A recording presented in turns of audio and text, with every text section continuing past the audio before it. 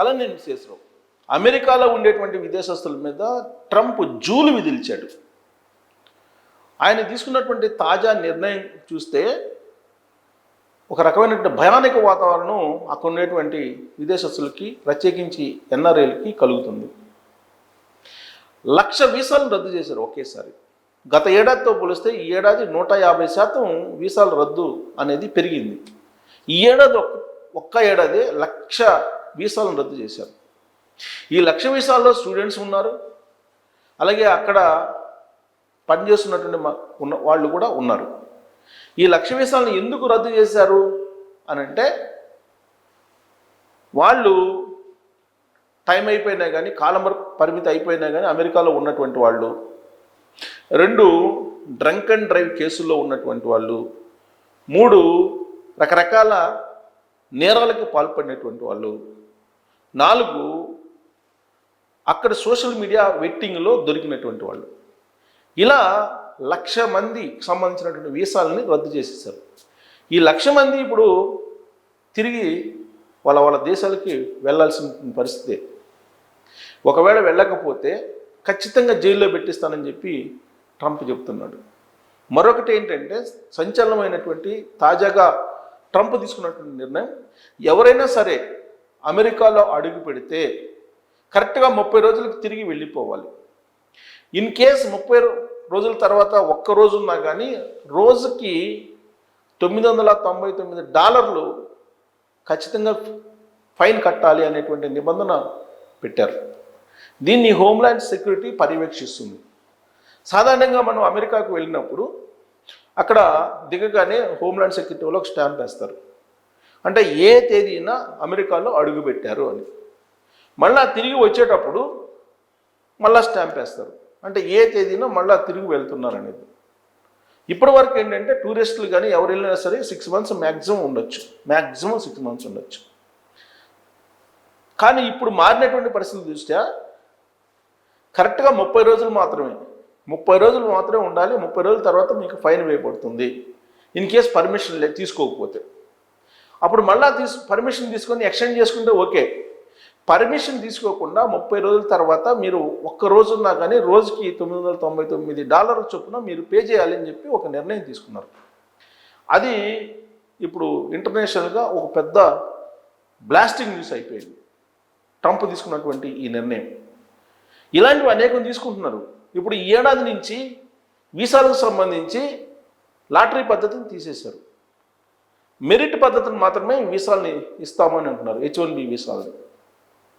అంటే ఎవరైతే యూనివర్సిటీల్లో హైయెస్ట్ మార్క్స్ వచ్చాయో, లేదంటే వాళ్ళ ఎడ్యుకేషన్లో వచ్చాయో వాళ్ళకి మాత్రమే ఇస్తారు. పైగా క్యాంపస్ ఇంటర్వ్యూలో సెలెక్ట్ అయినటువంటి వాళ్ళకే ప్రాధాన్యత ఇస్తారు.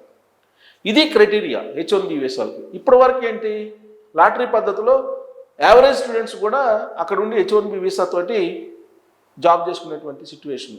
కానీ ఇక నుంచి అలాంటి అవకాశమే లేదు. మీరు మెరిట్ స్టూడెంట్ అయితేనే మీరు అమెరికాలో ఉండగలరు, లేదంటే ఉండలేరు. ఇక రెండవది, మీరు ప్రతిరోజు సోషల్ మీడియా అకౌంట్స్ని ఉపయోగిస్తూ ఉంటారు. ఈ సోషల్ మీడియా అకౌంట్స్లో ఎలాంటి పోస్టులు పెడుతున్నారు, ఎలాంటి అభిప్రాయాలు వ్యక్తం చేస్తున్నారు అనేది రెగ్యులర్గా పర్యవేక్షిస్తున్నారు ఆర్టిఫిషియల్ ఇంటెలిజెన్స్ ద్వారా. అమెరికాలో ఉండేటువంటి వాళ్ళ సోషల్ మీడియా అకౌంట్స్ని, అమెరికాకి వెళ్ళాలి అనుకుంటున్నటువంటి వాళ్ళ సోషల్ మీడియా అకౌంట్స్ని, వీటన్నింటినీ చెక్ చేసిన తర్వాత మాత్రమే అమెరికాలోకి అడుగుపెట్టనిస్తున్నారు. అంటే ఇంత స్ట్రిక్ట్ నిర్ణయాలు తీసుకున్నారు. ఇప్పుడు అక్కడ H-1B వీసా గడువు అయిపోయినటువంటి వాళ్ళు ఉన్నారు, దాన్ని ఎక్స్టెండ్ చేసుకుంటున్నారు, అక్కడే ఎక్స్టెండ్ చేసుకుంటున్నారు. మళ్ళీ తిరిగి స్వదేశానికి వస్తే ఖచ్చితంగా అమెరికన్ కాన్సులేట్లో ఇంటర్వ్యూకి వెళ్ళాల్సి వస్తుంది. ఆ సందర్భంగా సోషల్ మీడియాలో మొత్తం మీ అకౌంట్స్ని ఫస్ట్ నుంచి లాస్ట్ వరకు చెక్ చేస్తున్నారు. దాంతో అసలు మీరేంటి, మీ మైండ్ సెట్ ఏంటి, మీరు పెడుతున్నటువంటి పోస్టుల యొక్క ఆంతర్యం ఏంటి, మీరు ఎలాంటి వాళ్ళని లైక్ చేస్తున్నారు, ఎలాంటి వాళ్ళని మీరు వ్యతిరేకిస్తున్నారు, మీలో ద్వేషపూరితమైనటువంటి ఆలోచనలు ఉన్నాయా, ఇలాంటివన్నీ కూడా వాళ్ళు వెట్టింగ్ చేస్తున్నారు సోషల్ మీడియా అకౌంట్స్ ద్వారా. ఇవాళ సోషల్ మీడియా అకౌంట్స్లో లింక్డ్ఇన్ వాడినటువంటి వాళ్ళు ఉండరు, బహుశా విదేశస్తులు ఎవరైనా సరే, అమెరికాలో ఉండేటువంటి వాళ్ళు. అలాగే ఇప్పుడు ఇన్స్టాగ్రామ్, టెలిగ్రామ్, ఫేస్బుక్ ఇలాంటితో పాటు టిక్టాక్ ఇలాంటివన్నీ ఉన్నాయి. వీటన్నిటినీ పర్యవేక్షిస్తున్నారు. అసలు అమెరికాకి ఎందుకు వచ్చారు వీళ్ళు, ఏం చేయడానికి వచ్చారు, ఏం చేస్తున్నారు అనేది రెగ్యులర్గా వాళ్ళు వాచ్ చేస్తున్నారు. అమెరికా నిఘా వ్యవస్థ ఎలా ఉంటుందో అందరికీ తెలుసు. చీమ చిటుక్కుమన్నా ఇమీడియట్గా తెలిసిపోతుంది. వాళ్ళ నిఘా వ్యవస్థ ప్రపంచ దేశాలనే గడగడలాడిస్తూ ఉంటుంది. పాకిస్తాన్లో ఉన్నటువంటి బిన్ లాడెన్ని తీసుకెళ్ళిపోయారు. ఇరాక్లో ఉండేటువంటి సద్దాం హుస్సేన్ని లేపేశారు. వెనిజులాలో ఉండేటువంటి మధుకోని కిడ్నాప్ చేసి తీసుకెళ్ళి న్యూయార్క్ జైల్లో పెట్టారు. సో ఇవన్నీ ఎలా సాధ్యం?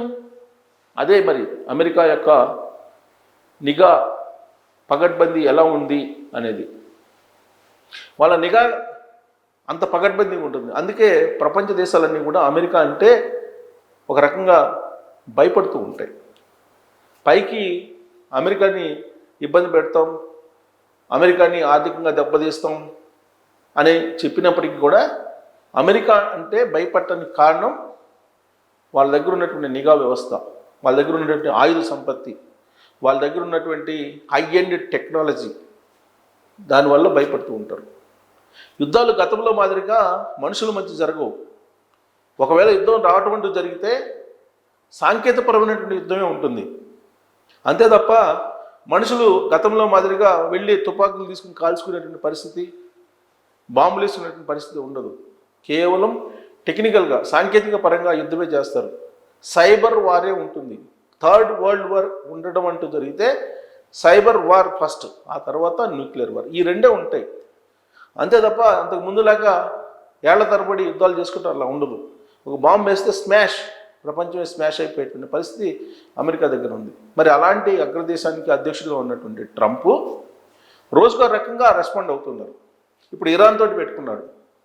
ఇరాన్ అక్కడ ఉండేటువంటి ఇరాన్ లీడర్ని లేపేస్తాను అంటున్నారు. ఇరాన్లో ఉండేటువంటి ప్రజలను రెచ్చగొడుతున్నారు.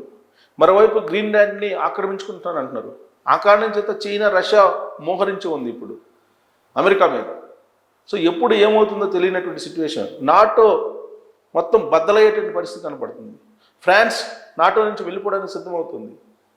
అలాగే గ్రీన్లాండ్ పోతుంది కాబట్టి అక్కడ డెన్మార్క్ నాటో నుంచి వెళ్ళడానికి సిద్ధం ఉంది. ఇలాంటి సిచ్యువేషన్లు నడుమ అమెరికాలో ఉండేటువంటి విదేశస్తులను కూడా ఆ దేశం నుంచి పంపించడానికి ట్రంప్ సిద్ధమయ్యారు. అందుకే 1,00,000 వీసాలని ఒకేసారి ఈ ఏడాదిలో 1,00,000 వీసాలు రద్దు చేశారని అంటే మీరు ఎక్స్పెక్ట్ చేయండి అక్కడ ఉండేటువంటి సిచ్యువేషన్. ఇవాళకి కూడా బిక్కుబిక్కుమంటూ అక్కడ విదేశస్తులు ఉన్నారు అనేది అక్కడ ఉండేటువంటి పరిస్థితుల్ని గమనించినటువంటి వాళ్ళు, అక్కడి నుంచి ఇండియాకు వచ్చినటువంటి వాళ్ళు చెప్తున్నమాట. అనేక మంది విదేశస్తులు తిరిగి తమ దేశాలకి ఏప్రిల్ తర్వాత ఎక్కువ మంది వచ్చే అవకాశం ఉందని కూడా చెప్తున్నారు. వాళ్ళల్లో మన ఇండియన్స్ ఎక్కువ ఉండే అవకాశం ఉంది. మన ఎన్ఆర్ఐలు ప్రత్యేకించి చదువుకోవడానికి 2019 నుంచి వెళ్ళినటువంటి స్టూడెంట్స్ అనేక మంది ఇబ్బందులు పడుతున్నారు అనేది అక్కడ ఉండేటువంటి మన వాళ్ళు చెప్తున్నటువంటి ఒక అభిప్రాయం. సో కాబట్టి నెక్స్ట్ ఏప్రిల్ అంటే ఈ ఏప్రిల్ మరో 2 నెలల్లో అమెరికా నుంచి ఇండియాకి దిగుమతి అయ్యేటువంటి మన ఎన్ఆర్ఐలు అనేక మంది ఉండేటువంటి అవకాశం ఉందని చెప్పి తెలుస్తుంది. ట్రంప్ దెబ్బకి గడగడలాడిపోతున్నారు. ట్రంప్ ఒక రకంగా చెప్పాలంటే టెర్రరైజ్ చేస్తున్నారు. ఇలాంటి పరిస్థితుల్లో అక్కడ ఉండాలా వెళ్ళాలా అనేటువంటి సందిగ్ధంలో అక్కడ ఆస్తులు ఉన్నాయి, ఇళ్ళు కొనుక్కున్నారు కొంతమంది, వాటిని అమ్మకానికి పెట్టారు, అవి కొనేవాళ్ళు లేరు 3 నెలల నుంచి అనేది కొంతమంది నాతోటే చెప్పినటువంటి మాట. మరి ఇలాంటి పరిస్థితుల్లో రోడ్ల మీదకి వాళ్ళు రాబోతున్నారా ఎన్ఆర్ఐలు అనే దాని మీద మీరు కామెంట్ చేయొచ్చు. Thank you.